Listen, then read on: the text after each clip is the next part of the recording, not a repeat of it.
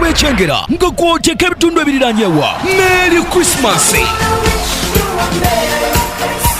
Cats production y'ebatuusaako the best of Mukwase live show.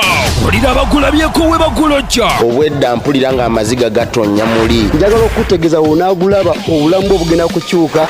Okuyiga bingi. Tujja tunyumirwe, tuyige, tuseke. Abaana tobalekaayo. Father Christmas wali okubawa ebirabo. Abayimbi bangi nga bakulembeddwamu Mukwase musajja wa Kabaka okuva ku Kingdom FM. Balicha Franka,